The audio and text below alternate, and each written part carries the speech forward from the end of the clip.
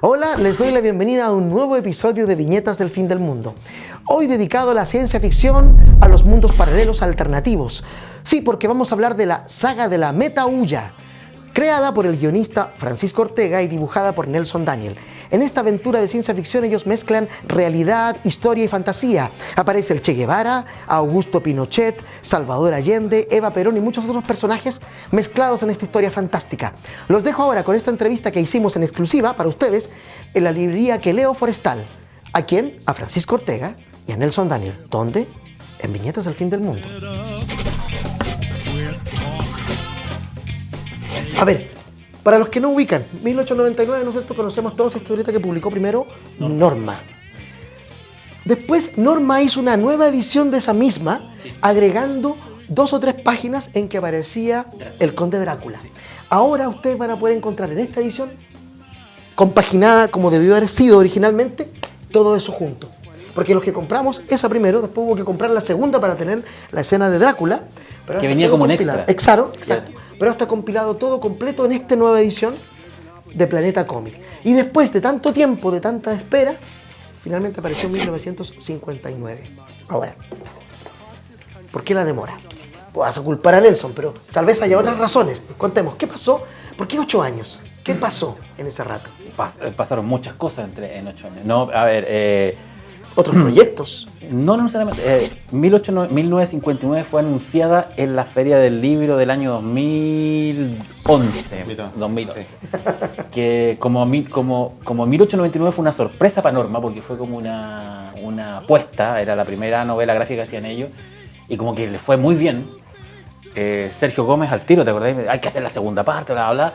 Nos hizo hacer un póster, hizo una presentación en la Feria del Libro sobre lo que se iba, la segunda parte que iba a venir. En el entreacto, Norma desaparece en Chile y desaparece en toda Latinoamérica y se convierte básicamente en una editorial de libros infantiles, ¿no? de lectura para colegio y de autoayuda, y después finalmente simplemente desaparece Norma.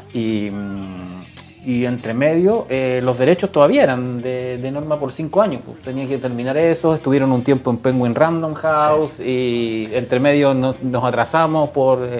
bueno, tú tenías ya harta pega, yo también tenía pega, y hasta que finalmente yo creo que se dieron las cosas como para que saliera este año. ¿Y la versión que tú tenías pensada de 1959, la que vimos hoy, varió mucho en todos estos 8 años? No, porque el guión, no. Yo creo que el guión siempre estuvo. El guión siempre estuvo, claro, sí. Claro. El culpable, el principal culpable de la demora claramente soy yo, digamos. No llegué con los dibujos a tiempo nunca. El que se demoró los 8 años fui yo, no Pancho. El guión estuvo prácticamente desde un principio, la idea siempre estuvo. El entusiasmo también. Lo que pasa es que en 1899 una de las razones de por qué la dibujé era también para poder mostrar afuera lo que se podía hacer aquí en Chile. Funcionó, empecé a trabajar con IW y desde ese momento no paré durante prácticamente 7 años completos. Entonces cada vez que hablaba con Pancho y prometía una fecha, salió un proyecto nuevo y era imposible poder avanzar. Y fue así durante 8 años sin mentir, parece cuento el tío, pero prometo que fue así. Entre medio y tuvimos que hacer cobre, ¿te acuerdas? Entre medio hicimos cobre. Cobre, esa historieta de superhéroes que hicieron para... Codelco, sí. Entonces claro, en un momento yo estaba con 3, 4 proyectos al mismo tiempo. Y ahora finalmente surgió una brecha y pues ya pudimos... ¿Qué posibilitó esa brecha? ¿Qué pasó que pudieron volver a tomar el proyecto después de tanto tiempo? Varias cosas. Yo creo que una que quizás lo más importante fue que Planeta dijo, ¿sabéis qué? Lo queremos sacar nosotros y queremos sacar lo de Martín. Entonces, como una trilogía.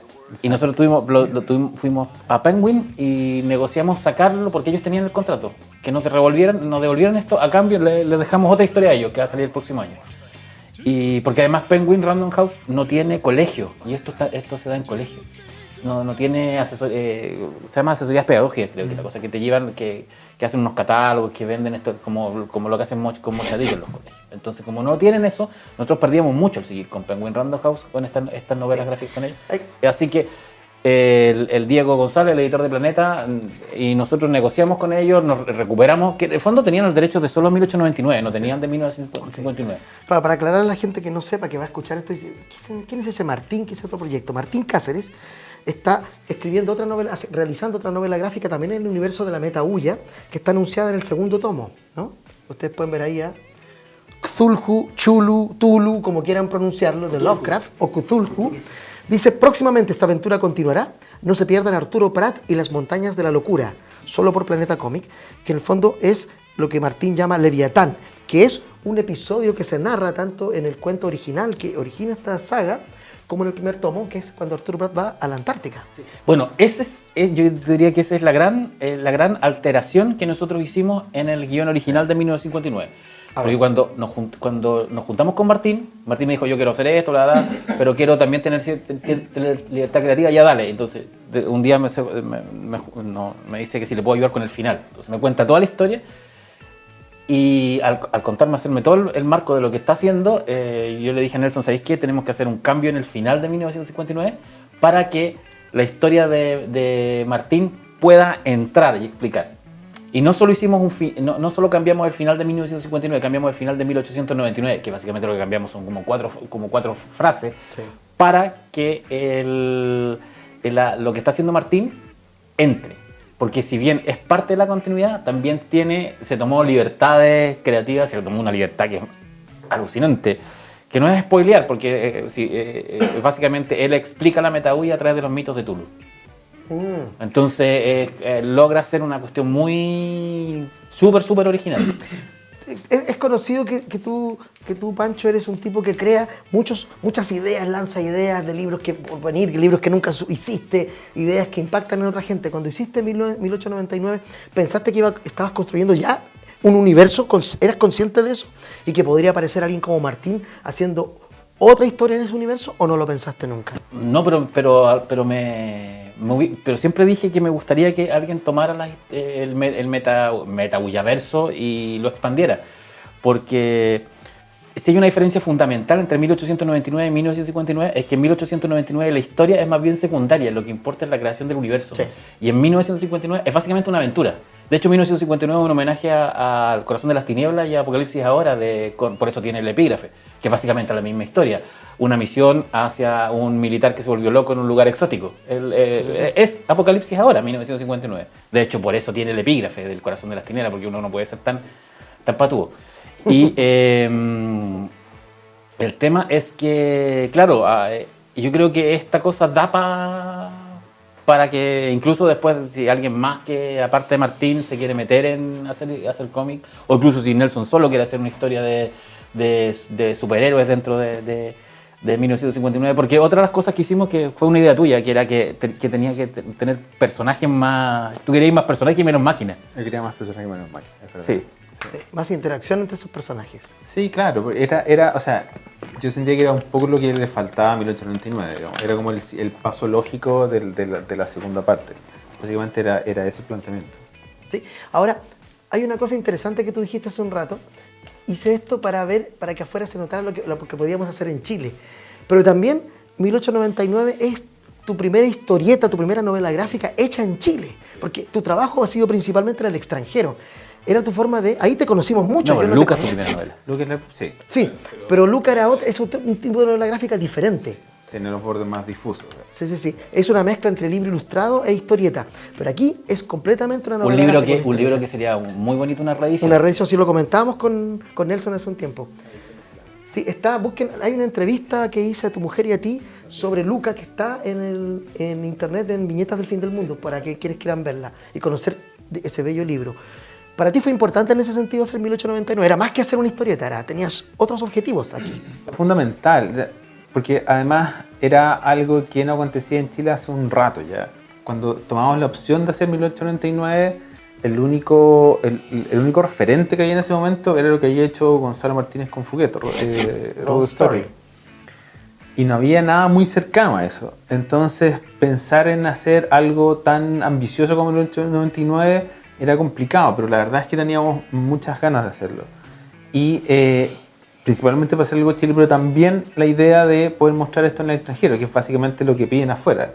Más que ilustraciones, más que dibujo, es una historia, digamos, un cómic, páginas secuenciales. Así que fue un desafío desde el principio, pero había mucha energía también de por medio. Yo siento que eso se nota claramente en 1899, ¿cachai? Oye, otra cosa que llama la atención es que al principio la historia se centra principalmente en Chile y aquí se abre, se expande al mundo, ¿no? Aparece el Che Guevara, aparece Kennedy, aparecen varios personajes más. ¿A qué obedece esa expansión del universo? Porque le regalaron, un amigo en común le regaló 1899 a Alex de la Iglesia. Y Alex de la Iglesia lo leyó y dice, pues esto nos parece que está muy choro porque es steampunk, mola. Muy choro, no. Flipa. Y después dijo, pero el problema es que no conozco a ninguno de estos personajes. Y podrían hacer uno con alguien que conozca en todo el mundo, como el Che Guevara. Y fue como... españoles, increíble. Y como que fue como, sí, pues, el Che Guevara. Y de hecho le contamos a Sergio Gómez. Porque Sergio... El editor de 1891. Dijo, sí, pues el Che Guevara, hagamos algo con el Che Guevara.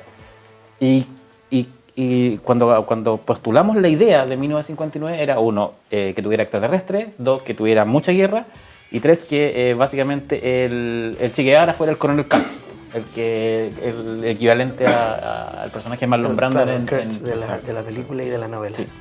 Oye, pero además... Y además, si tú te fijas, una diferencia fundamental que siempre lo hablamos con Nelson, era que una de las cosas que a mí nunca me gustaron mucho de... Bueno, 1899 fue el primer guión...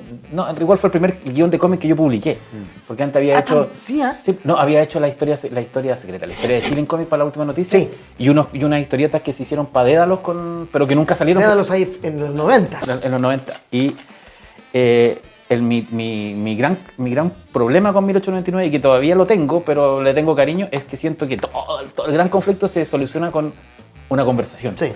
En cambio, en 1959 le dije a eso, ¿sabes que acá hagamos que los guanes viajen en el mar, peleen con tiburones gigantes, con dinosaurios, lleguen a la Antártica, hay un equipo contrario, que tenga escenas de acción? Sí, y eso se nota, es un libro que se deja leer, es muy entretenido, pasan cosas todo el rato y hay algo que me llama la atención que no sé si es gracia de tuya, porque a veces llega el guión y el dibujante altera, pero hay muchas páginas en que uno dice, pero qué mierda viene ahora, ¿no? Entonces, ¡pum!, la sorpresa, ¿no? El gancho para el hook, para la vuelta de la página. Eso es algo que la gente a veces habitualmente no lo sabe, pero la gente que hace historieta busca eso todo el rato. Y aquí hay muchos de esos Pancho maneja momentos. eso muy bien. Sí. Eso es crédito 100% Pancho.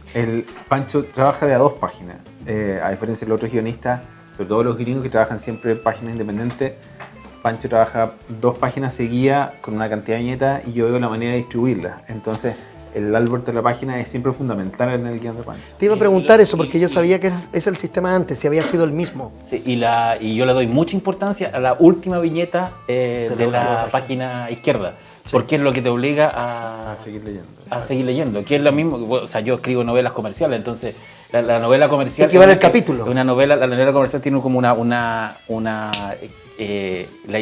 siempre hay un truco que lo ocupan todos desde Tom Clancy hasta Stephen King, que tú terminas un capítulo y el capítulo como que pueden estar conversando, pero tiene que haber algo como que una bomba vaya a explotar. Y la idea es que en el siguiente capítulo la bomba no explote, sino que explote 5 capítulos más adelante para que el lector quiera seguir claro, dando vuelta a la página. Y en el cómic, si bien no tenéis 5 capítulos más, tenéis la obligación de que el lector tenga ganas de darle vuelta a la página. Y sabéis que yo eso no lo aprendí no leyendo guiones de historietistas, sino leyendo cómic. Hay un número de ¿Cómo leyendo guiones de cómic? De cómic, pero dijiste antes, no leyendo qué cosa. No. Me enredé. Lo aprendí en un cómic de Otomo, en un Pesadilla. Pesadilla, sí. Sí. Hay una historia de Pesadilla que las viñetas se van achicando, porque es una historia de terror. Y llegáis a, por ejemplo, vais leyendo lo que va pasando y cada vez las viñetas son más chicas. Sí. Y cada vez las viñetas son más chicas. Entonces te obliga a que esta última sea... Tienes que acercarte y cuando das la vuelta hay un primer plano de una cara doble. Claro, y te provoca un efecto de miedo Yo nunca lo he visto en otro cómic, eso sí, que es un efecto de cine. Que tú, concha tu madre, así como que te asustáis claro, de lo que ocurre, además que una cara así como... O sea, el tipo usó la narrativa de manera brillante ahí. Bueno, ¿quién hace algo así?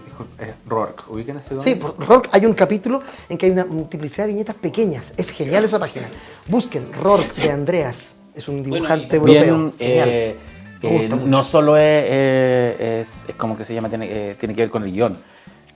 Una de las cosas que a mí me gusta trabajar, tanto con Nelson como con Gonzalo o con Félix ahora, es que yo siempre te digo, o sea, en el fondo, tú desarma y haz lo que queráis, ¿cachai? Sí. Y hay páginas donde Nelson logró soluciones gráficas muy brillantes, sobre todo esas cuando explicamos el universo, que lo hacemos como Sí. que la página se tiene que leer entera en una forma distinta como se lee el cómic, se va leyendo. A mí me gustó eso porque, claro, sin esas pequeñas flechas que es como una película que va corriendo Sí. y uno tiene que leerlo en esta Claro. dirección y no así, sino que así.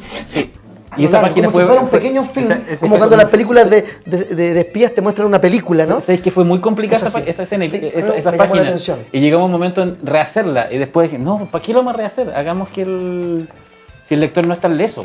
Sí, no, yo lo entendí perfectamente y yo soy bien leso y entendí perfectamente cómo era y además dinamiza un poco esa, en vez de ser un diálogo de un personaje, es mejor ver lo que está explicando, ¿no?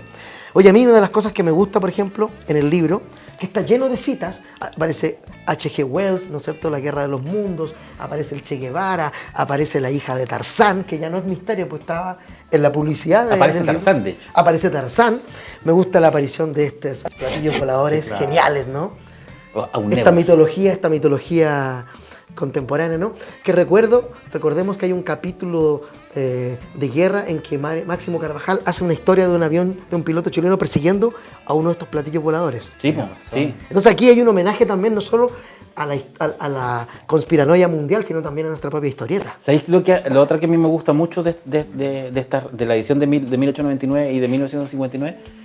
Que el glosario continúa la historia. Sí. Sí, por supuesto. Todo lo que no apareció en el cómic está en el glosario. Hay cosas que dice el glosario que no están acá. Otra cosa es que Star Wars está presente aquí todo el tiempo, ¿no? Hay un homenaje novelado acá directamente a Star Wars, sobre todo en esta página. Ustedes reconocerán La Estrella de la qué Muerte. habla, ¿no? No, sí, de hecho Claro. en el guión Y no solo decía- Estrella de la Muerte, sino que la disposición de la nave al interior. Sí, Todo eso es Star Wars, ¿no? Sí, y de hecho el diseño de la base era una mezcla entre, yo te dije, entre Bespin y la Estrella de la Muerte. Sí. Bueno, y qué sé yo, ¿no? Superhéroes, ¿no? También están ahí, aparecen superhéroes, no vamos a hablar más porque es una historia que no para, es una historia que yo creo que efectivamente rompe el molde del 1899 y la empuja en una nueva dirección, ¿no? Como tú dices, es una historia que no para nunca, que pasan cosas todo el rato, aparece, ¿no es cierto?, una vampira también, no vamos a revelar más, pero también aparece un Bueno, es misterio. que esa es la razón por la cual se metieron las páginas de Drácula Antes. se hizo el reorden en Exacto, 1899. para que pudieran entender el Sí. público ahí. Hay una cosa también que me gusta mucho del dibujo. Aparecen tiburones gigantes, tiburones gigantes. Tiburones gigantes.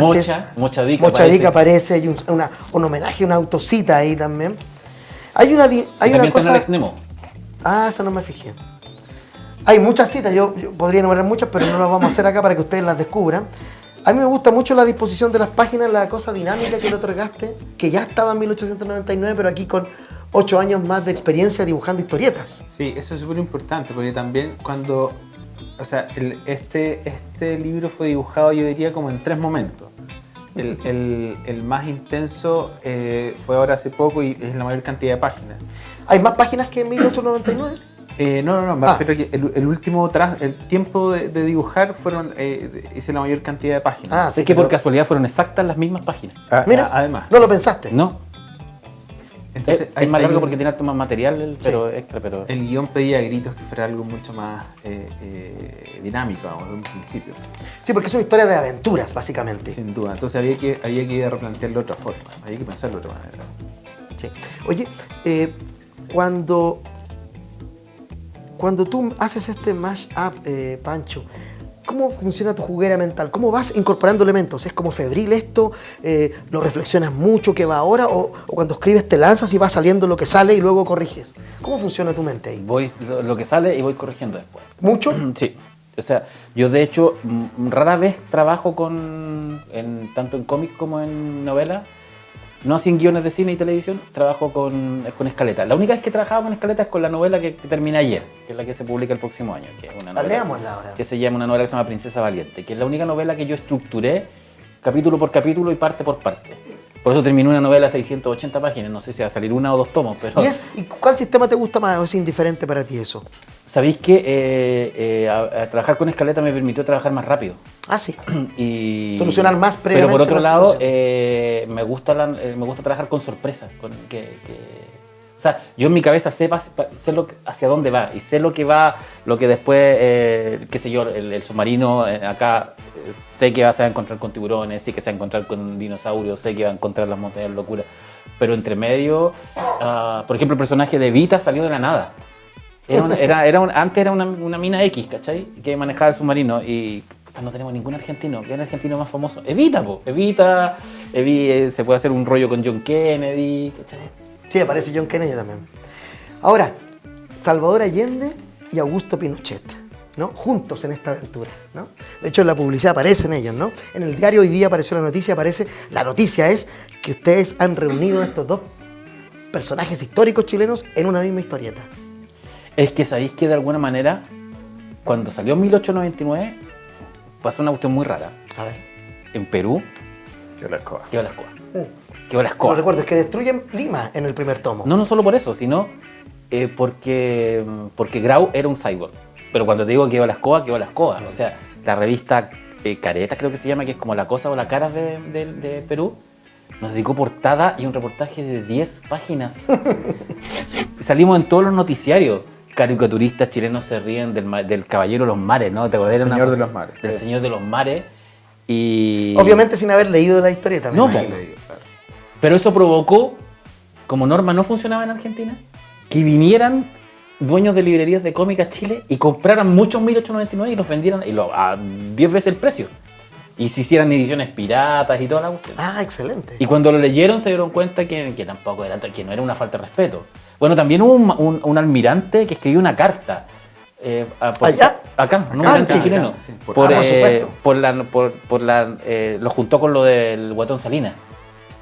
Ah, la historieta de Rodrigo sobre Arturo Prat, en que Arturo Prat no muere y va a su propio entierro. Sí, y acá era como Arturo Prat es suficientemente héroe como para haberlo convertido en un personaje de ciencia ficción. Entonces y quisimos repetir eso mismo en 1959 ocupando de alguna manera los chilenos más emblemáticos del siglo XX y que además representan dos corrientes, el fascismo y el socialismo. Y en este mundo, como no hay revolución comunista, porque el zar Nicolás básicamente descubre Metahuya en Rusia durante el incidente de Tunguska y eso evita toda la revolución de 1917 y el imperio zarista se convierte en una cuestión avasalladora que incluso invade Alemania, asesinan a Hitler y no hay nazismo. Entonces en un mundo donde no hay fascismo ni comunismo, Sí. En esta página, justamente a mí me llamó la atención ese texto, está en esta página, en que dice, por ejemplo, voy a leer solo la parte final, dice, en Rusia, como si en esa monarquía imperial y autoritaria pudiesen pensar en igualdad. Y antes dice, ideas imposibles llamadas socialismo, comunismo surgidas en Rusia. Claro, no se puede concebir eso porque no sucedió así, ¿no? Los que ya leyeron 1899 saben de los universos paralelos y todo lo que está detrás de esta saga, ¿no? Bueno, yo creo que, o sea, sin spoilear, las dos últimas páginas explican, sin texto, explica qué es lo que pasa. O sea, por eso son tan raras las dos últimas páginas. Sí, sí, sí. Lo que encuentran en la Antártica, que es lo Sí, que a mí no vamos a revelar aquí, no lo voy a mostrar para que lo lean, lo que pasa en la última página, sobre todo esta. Sí. Yo dije, pero ¿qué mierda está pasando acá? Entonces uno ya quiere leer lo que va a hacer Martín, me imagino, con esto. ¿Hay más en sus cabecillas febriles, ya más historias de continuar esta saga? No, lo que nosotros vamos a hacer el próximo año, y que de hecho ya tenemos firmado con Penguin Random House, y eso es a O color. sea, lo van a tener que hacer. Es a color y es tamaño más grande. Básicamente lo que hicimos es como pasaron 5 años, recuperamos cobre, pero lo rehicimos. Ahora se llama Kunza. Ya no tiene toda la cosa de Codelco y en lugar de ser un minero que encuentra esta cuestión, es una ingeniera de Codelco, es una mujer, una madre soltera. O sea, rearmaron la historia completa. Y va a ser full color. Es full color y además es la presentación de un grupo de superhéroes latinoamericanos. Y jugar muy con el arquetipo del superhéroe. Porque además la historia de Cobre fue muy chistosa. Pues. Imagínate que la cuestión es muy simple. Una noche de un domingo, en una casa del barrio Alto de Santiago, están dando Iron Man 1 y está un gerente Codelco con su hijo y su hijo le dice: oye papá, existe el hombre de hierro, existe el hombre de acero, ¿por qué no existe el hombre de cobre si ustedes son los dueños del cobre? Y como 2 días después tenemos una reunión con los gerentes de Codelco en el edificio institucional en el centro. Gracias, niños. Y era hablándoles sobre, ¿te acordáis? Y nos preguntaban, ¿pero cuándo nacen los superhéroes? ¿Cómo surge? Tuvieron que hacer una charla. Tuvimos que hacer Poco una, menos, una charla sobre el mito del superhéroe. Ya, pero ¿y se puede hacer un superhéroe en Chile? Pero si hay superhéroes chilenos. No, pero ¿se podría hacer un superhéroe sobre el cobre? ¿De cobre? Claro. Sí, pues se puede. A eso querían llegar ellos. Y después, y te acordáis que era... Estaban felices. Yo creo que jamás he visto un adulto tan feliz al ver un superhéroe de cobre. Y su Yo hijo no- feliz ahora, ese hijo de No, ni así como, cobre. era como si se puede. Sí, se puede. ¿Y ustedes cuánto lo podrían decir? Sí. ¿Y cuánto nos cobran?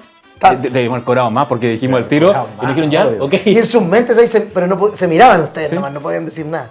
Bueno, así surgió eso. Bueno, ahora vamos a poder ver esa versión que está... No, pero espera, sí, lo A que, ver, lo que, lo ¿qué que pasó pasa? acá en Santiago con cobre es nada con lo que pasó en Calama y en... ¿Qué pasó ahí? Hicieron, ¿te acordáis que hicieron uno, como uno? Era como una especie de cueva, ¿no? Claro, hicieron... Estaba el traje de cobre. Ah, lo hicieron. ¿Sí? O sea, se tomaron el personaje en serio. No, Muy en hicieron serio. como como la baticueva de cobre y la tenían en Calama y todas esas cosas. Pero esto lo hizo... Codelco. Codelco. Era como hicieron como una gira. Nunca vi esa fotografía, Sí, nada de sí. eso. Hicieron O sea, como lo una que especie- hicieron. Mucho. Pero ¿sabes qué nos pasó con cobre y antes nos pasó con Duarte y Ibarra? Que fue un webcomic que hicimos para TVN. Sí, yo recuerdo, eso fue hace mucho tiempo. Ambos proyectos que son ajenos a publicaciones físicas, bueno, al final publicaron, pero fueron de cobre. Duarte Ibarra fue el primer trabajo que hicimos juntos. El primero que hicimos juntos. Ah, no, el segundo, el primero fue el trabajo del libro de arte de Santo. Claro, exacto. ¿Ya? Duarte Ibarra. Fue extremadamente bien recibido, digamos. La cantidad de visitas en internet fueron mucho más de las que la gente esperaba. En ese tiempo fueron más de 100.000, yo recuerdo. Yo había olvidado esa historia, yo la leí, la seguía en internet. Y lo presentamos en una de las primeras Comic-Cones, si no fue la primera Comic-Con que se hizo acá en Chile. O sea, con nombre Comic-Con. Que eran auspiciadores TVN. Y TVN se metió a auspiciar. Pero también fue raro, fue como lo de cobre, porque lo que ocurrió es que ellos tenían esta teleserie que se llamaba Témpano, Sí, me recuerdo. que tenía dos policías, y en esa misma época estaba Lost. Entonces Lost tenía unos webcomics. Y todo el área como de TVN, dijeron, oh, lo tenemos Descubrieron el webcomic. Tenemos que hacer lo mismo con una teleserie. Y nos llaman a nosotros y nos dicen, pero de una teleserie. Ya, y nos muestran, la teleserie todavía no salía, y nos muestran, ya. Y ahí se nos ocurrió. Los detectives. Tienen que ser los detectives. ¿Y eso no se ha publicado por temas de derechos? ¿Nunca lo han pensado republicar o No, hacer se una quedaron saga? porque el tema es que ambas cosas quedaron cortadas ahí. Sí. Fueron extremadamente populares, digamos. O sea, Y era muy- bueno Duarte Ibarra porque metimos secta. Es la primera vez que Sí, yo sí, me meto acuerdo. la Está iglesia encantado, la iglesia sí. del Perpetuo Socorro, la que sale en Logia. Exacto. Sí, En los recuerdo que van a una subterráneos catacumba, aparece ahí porque- hay unas ceremonias oscuras. Sí. Ahí, pero, Con la Quintrala. ¿Te acuerdas Eso, que había sí. una asesina que se creía la Quintrala? y de eso, ni posibilidad remotas de hacer algo con eso o tomar esa idea de No los sé, detectives. Tú lo has tenido, ¿no? Yo las tengo, sí, claro, pero Aquí hay pueden un, hacer un nuevo libro. ¿Ah? hay un contrato ahí que no... Bueno, pero podrían hacer otra historia de detective Sí, claro. tomando esos elementos que ya desarrollaron. Pero ahí. eso que pasó después se replicó con Cobre. El mismo fenómeno, digamos. O sea, Cómic muy, institucional, digámoslo. O sea, y- muy buena acogida, pero queda cortado. en la No, mitad. básicamente, En vez de- básicamente lo que ocurrió, cambiaron las jefaturas de Codelco Ah, y usual, dijeron, lo usual. y dijeron, pero ¿Pero qué es esto? pero esto, sí, pero acá está. ¿A quién se le ocurre esto? Al hijo de... entonces no lo haga. Bueno, él se fue. Se fue. Entonces, igual fueron, al final como que no nos acreditaban en nada. Y verdad. nunca lo imprimieron todas las Sí, yo páginas, tengo creo ese que impreso. el Yo lo imprimieron tengo. también pone Comic Con, sino, y por supuesto no nos acreditaron en ningún lado. Pero hicieron una cantidad gigante de copias, no sé cuántas eran, Claro. muchísimas, y se agotaron. Sí. En la Comic Con se Sí. agotaron, se fueron todas. Si los venden, en Mercado Libre. Sí, Hay gente- y los venden Siempre- como a 30 lucas. Todo lo que desaparece siempre aparece Sí, en Mercado sí. Libre. Sí, es cierto. Y claro, y quedó incompleto. Entonces la idea era como. Oye, las máquinas, a pesar de que tú pediste que no era máquina, hay máquinas todavía. Sabemos el amor de Martín, de Gonzalo y tuyo, Pancho, por las máquinas, las cosas bélicas, los aviones, los barcos, ¿no es cierto? Que es algo que me imagino que a ti te agrada muchísimo dibujar. No, mira, con el tiempo ya como que finalmente... Te rendiste a la Me evidencia. rendí, sí, no había mucho que hacer. Pero acá hay menos, sin duda. Pero hay unos que son muy protagónicos. El submarino a mí me encanta. Por supuesto.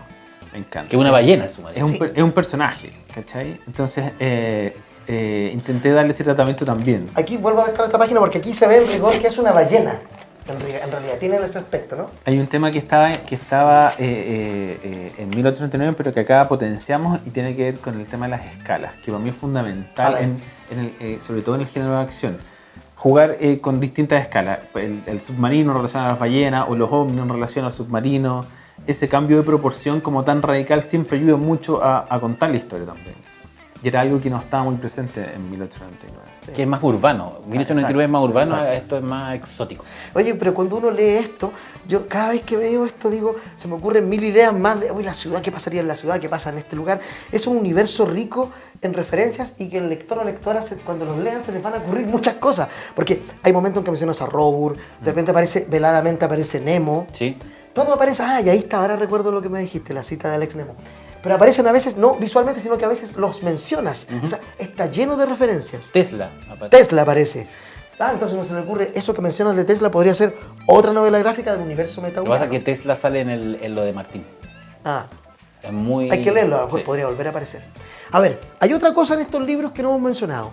En ambos aparece un cuento que es el original, donde tú publicas. Aquí dice, mira, esta breve historia, que está publicada en 2 partes en ambos libros, Que no es tan breve, tiene 70 páginas. sí, es una novela, digamos. Fue escrita originalmente como cuento para la antología Alucinaciones TXT de Puerto de Escape en 2006, pero fue reemplazada por otro relato al ser excesivamente larga. Luego fue publicada por entregas en el blog Ucronía Chile entre 2007 y 2009, y extractos de ella aparecieron en el libro Chile 3 o Chile 3 en el 2009 y Los mejores cuentos chilenos del siglo XXI en Sudamericana en 2011. En 2010 fue transformada en guión de novela gráfica. Pero esta es primera vez que lo publicas en esta edición. Aquí está el cuento que originó este universo. Mira, ¿Es así mira, o no? todo se origina en el año, incluso antes de eso, el año 2001 más o menos. Y yo escribo para el Mercurio un artículo sobre el steampunk. Y a raíz de una novela que se llama Antihielo, que había llegado a Chile. Y era básicamente un artículo de qué es el steampunk. Y cuando yo lo escribí, dije, si hay una escena que es steampunk heavy, es el cuadro de Thomas Sommerscale, El hundimiento de la Esmeralda. Que muestra que está la Esmeralda hundiéndose y el Huáscar en un ángulo muy raro. De hecho, un ángulo como imposible. No euclidiano. Claro, es como lo hemos hablado con Félix Vega, que que Sí. dice, no, es que no tiene lógica ese ángulo. Es como que el Huáscar fuera así, ¿cachai? Como que fuera doblado. Y cuando a mí me llama de Puerto de Escape, están haciendo esa antología que era de cuentos de ciencia ficción, y yo me acuerdo de eso y escribo y empiezo a escribir una historia steampunk con Pratt, y resulta que la historia terminó en 70 páginas y el cuento, el máximo, eran 20 páginas. Todavía aquí. Creo que publicas la primera parte cuando está el combate naval de Iquique, se publica solamente. No se publica. ¿No se publicó nunca? Lo reemplacé por un cuento que se llama Santa Graciela, que es como de vampiros en la... Sí, que era bueno. Que es vampiros en dictadura. Que tiene un buen final, ese me acuerdo. Sí. Es un final muy... Es un cuento, es un cuento que bueno. es básicamente un grupo de milicos de con Cristo en Concepción, son enviados a una isla porque es una isla donde tienen detenidos presos políticos, que es de la Armada, y se perdieron comunicaciones con el continente. Entonces va un contingente de marinos y encuentran que la isla está vacía. Y de repente empiezan a aparecer algunos presos y la isla está... El rollo es que está atestada de vampiros. Entonces el cuento es, en 1976, ¿qué hubiese pasado para obligar que un grupo de marxistas y miristas se tuvieran que juntar con milicos por un enemigo en común? Eso es básico. Claro, es un cuento que me gustó, el desenlace era muy cinematográfico ese cuento también. Tú siempre piensas visualmente, incluso en las novelas, creo yo. Yo creo que es por mi amor al cómic. Puede ser, ¿eh? Porque yo aprendí leyendo. Y una vez tú me hiciste un RT en Twitter que yo dije a mí, yo la paso bien escribiendo guiones de cine, escribiendo novelas, pero mi gran amor Sí. es el cómic. Sí. Porque tiene que ver con que yo aprendí a leer con el cómic, aprendí a leer con Mampato, aprendí a leer con las revistas Guerra, con las de Cowboy que tenía mi papá. Mi papá es coleccionista de revistas De vaqueros. O sea, así como yo soy nerd con un montón de cosas, mi papá es tan nerd con el género de los vaqueros que él no ve spaghetti western.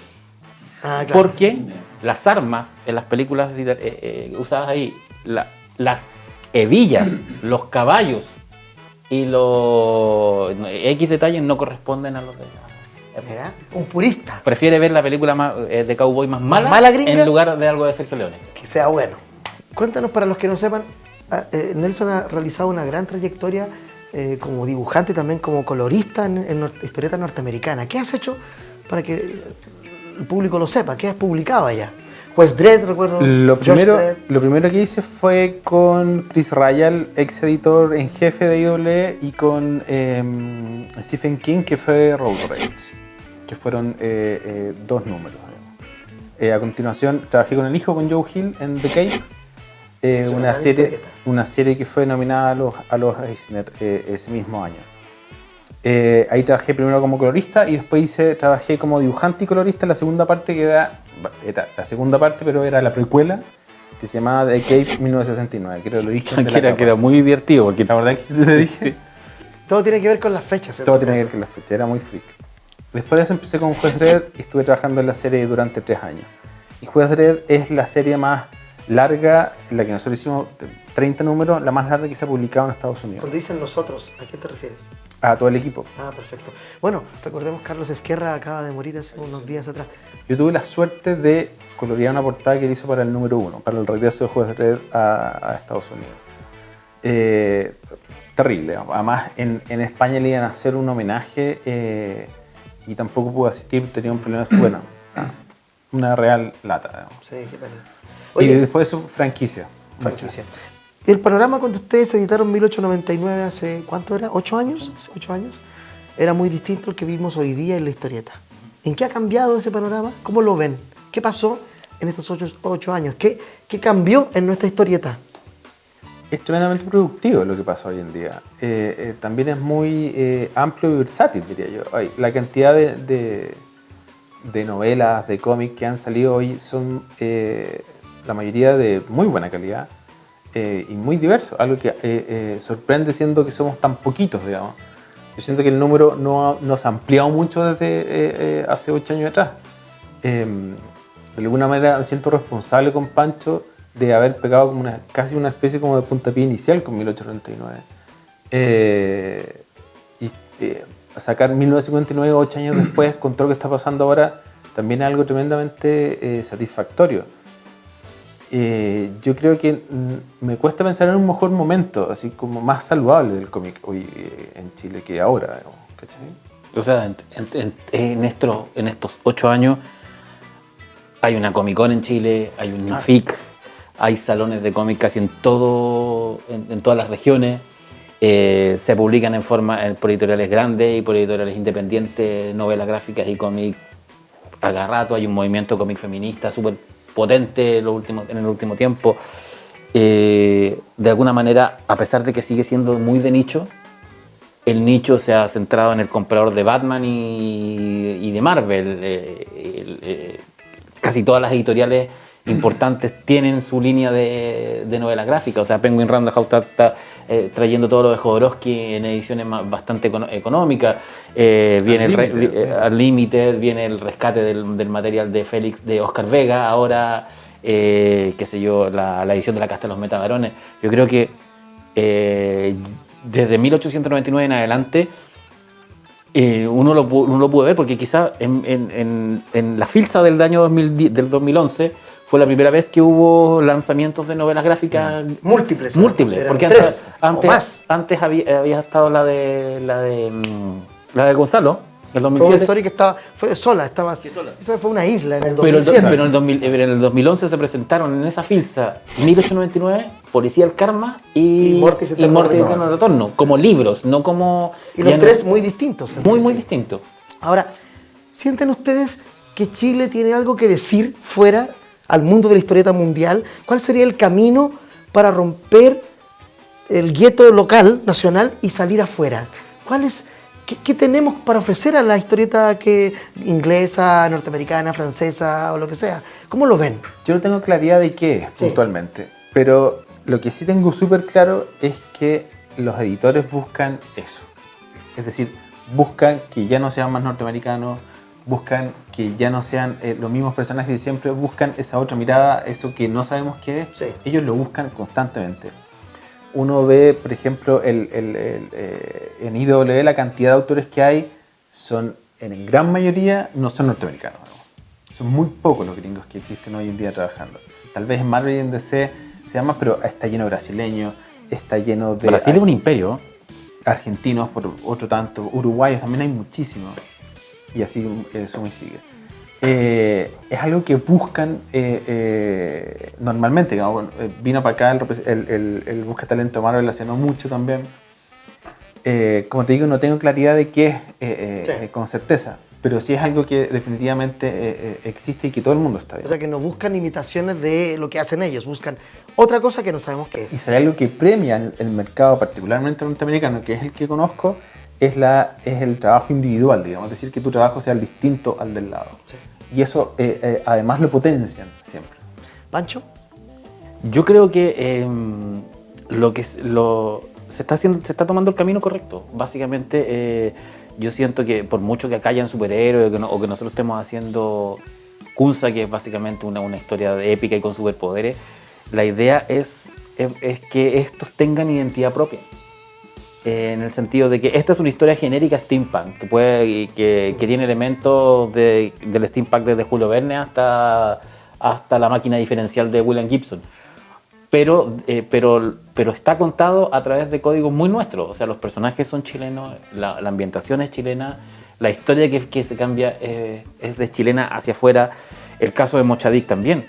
Y en el Festival de Angoulême, de novela gráfica, al que fuimos con Gonzalo Martín y con Félix Vega en enero, de este año.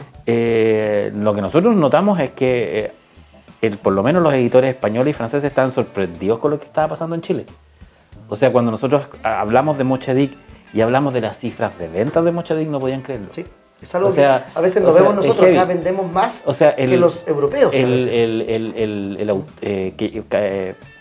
Callejero, ¿cómo se llama? Pellejero, que es es el dibujante de Corto Maltés. Corto Maltés se acercaba a nosotros y decía, pero 35.000 ejemplares. Oh, me quiero ir a Chile. Decían, nos queremos ir a Chile. Oye, llévanos a Chile. Decían, acá que una novela gráfica promedio vende 5.000 ejemplares. Y Mochadic ha vendido 35.000. Decía, bueno, o sea, eso no pasa en ninguna parte del mundo. Estaban realmente así como...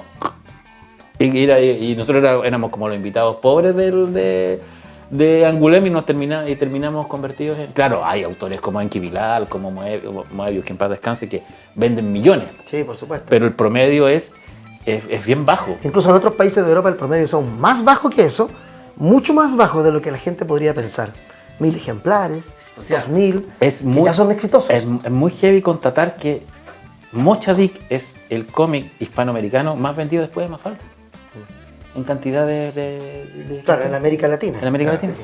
No estamos hablando de cifras locales solamente, sino que de todos los países en que se ha publicado. Y de hecho nos contaba el otro día el editor de Planeta, o sea, no el editor, el gerente comercial de Planeta, se acercó en el desayuno del librero y nos dijo, oye, el editor de Planeta Comic pidió que les mandaran al tiro. Sí, quiere verlo. Sí, porque Mochadic se editó ahora en España, Sí. con un prólogo de Javier Sierra y lo tienen destacado en todas partes, así como ha sido como... Estados Unidos también los quiere, ¿no? ¿Viste? Algo está pasando. Oye, yo quiero antes de terminar, quiero ver si hay alguna pregunta o comentario del público que está acá, de los fans de Metahullescos, ¿no? Si hay algún comentario o pregunta, ahí tenemos. 1999, ¿se podría venir o esperamos 8 años más? 1999, no, mira, lo más pronto es Leviatán, que es lo de Martín Cáceres, que sale el próximo año. Que a lo mejor también estamos viendo la posibilidad de mantener una fecha, porque es una buena idea, un buen concepto. Sí. Y había una idea que no era 1999, era 2069, que era básicamente, que yo quería hacer una space opera, que es básicamente algo que es un homenaje a Duna, que básicamente la Tierra se convierte en una estrella de Metahulla y los personajes van en el Huáscar. Cosa que ya se anuncia en Sí, 1959. Una cosa con naves, quería hacer una cosa con naves espaciales y el sistema solar y Imperio Galáctico y esas cosas. Entonces, y homenajear a Duna, que ya lo homenajeo en las dedicatorias, porque yo pongo la Metahulla debe fluir, que la especia debe fluir. Como sí. que, Exacto. Sí, y una última Sí, por pregunta, favor, adelante. doble, una al guionista y otra al dibujante. Al guionista, ¿qué pasa con esto de tener una cabeza que funciona permanentemente en estado fringe? Así, me imagino que viste el serial y esa cosa. Eso, ¿qué pasa en la cabeza? Porque la cantidad de relaciones que uno empieza a hacer, la cantidad de de teorías de conspiraciones en las que se empieza a alimentar, yo creo que a veces a la larga pueden terminar haciendo que se pierda algún nivel de contacto con la realidad. Y para el dibujante, tengo la sensación de que el formato mental, visual de la primera novela de 1899 es más grande. Lo pensaste siempre más grande. Lo ejecutaste, me parece, más grande, incluso la edición original era más grande. No, igual. ¿Es del mismo tamaño? Sí. Pero este otro está como más ajustado al tamaño de la página. Encontró su tamaño, dices tú, es como Es así, dibujante, puede ser. Porque imagino que tú dibujas mucho más grande. Sí, claro. Y después se reduce, pero mentalmente venías haciendo el trabajo para reducirlo. No, sabes que de hecho fue al revés. 1899 la dibujé más pequeña que 1959. ¿Y por qué pasa ese fenómeno que se ve más ajustada al tamaño de la página la segunda? Yo me parece que tiene que ver con un tema netamente de experiencia en el rubro, digamos. Sí, yo creo que en la puesta en página es mucho más dinámica también, incluso se abre más. Sí, yo me volví loco en 1959 tratando de que las páginas fueran lo más dinámicas posible. Yo lo comentaba la otra vez, digamos. En el mercado norteamericano sale el libro impreso y sale al mismo tiempo prácticamente en digital, digamos. Entonces pensar en páginas dobles es complejo porque en digital no funciona. Entonces yo cada vez que tenía la opción, como les contaba Pancho, envía 10 viñetas, por ejemplo, para dividir en 2 páginas. Entonces cuando vi la opción de poder meterlo en una página doble, yo encantaba, porque era como la opción de poder arrancar de ahí. Y eso también hace que las lecturas sean más dinámicas, porque tenías otro movimiento en la página. En 1959 hay un esfuerzo extra en tratar de que eso fuera constante en cada una de las páginas, ¿cachai? Y yo creo que eso finalmente lo da el trabajo. En 1899 éramos mucho más rookie, éramos mucho más novatos ambos, digamos. Había muchas ganas de hacerlo. Hay un tema también con la escala de la trama. En 1899 es un poco más grande. Sí. En 1899 está más reducida. Sí, es increíble cómo esos pequeños detalles hacen una diferencia, se nota. Y mi respuesta es una decisión que yo tomé en el 2013, que es de dejar de tener jefe y dejar de trabajar de periodismo, y dije, no, tengo que convertir esto en un trabajo. Pues la única manera de no volverme loco. Entonces lo convertí en trabajo, lo convertí en rutina, es parte de la rutina. Pero es que ya estaba loco, entonces ya no hay como volver atrás. Sí, eso de Pancho, de esa fluidez, ¿no es cierto? Cuando nos cuenta historias, a mí me recuerdo ese team superheroico que tú armaste con personajes de literatura chilena, de los cuales aquí aparece Alcino. Era genial. Yo siempre esperé esa historieta que nunca ha llegado, pero sería lindo ese. De veras, se me había olvidado. Eso es muy bueno. Hay una historia un cuento que tú publicaste que es muy bueno, que eso también es en sí mismo es todo otro universo. Así que ese yo lo espero hace años. Bueno, acá está Alcino. Sí, aquí está Alcino. Y Martín Rivas. Sí. Que es presidente de Chile en 1899. Bueno, esperemos que eso en algún momento surja como historia también. Porque Pancho es un tipo que genera no solo historias, sino que genera universos. ¿No? Cada una de las cosas que hace Pancho, ¿no?, puede convertirse en todo. Alex Nemo también es un universo más. Aquí también estuvo un tiempo en un primer error Patas de Perro, que era como un mutante. Bien, esa fue la entrevista que hicimos a Francisco Ortega y Nelson Daniel en las catacumbas culturales de la librería Queleo Forestal, a quien agradecemos que nos haya prestado ese espacio. ¿Qué tenemos la próxima semana? ¡Atención! En el marco del Festival de Crítica de Historieta Dibujos que Hablan, entrevistamos a 2 grandes del humorismo gráfico chileno, Hernán Vidal, Herbie y Guillo. No se lo pierdan en la próxima oportunidad. ¿A dónde? Aquí, pues, hombre, mujer, en Viñetas del Fin del Mundo.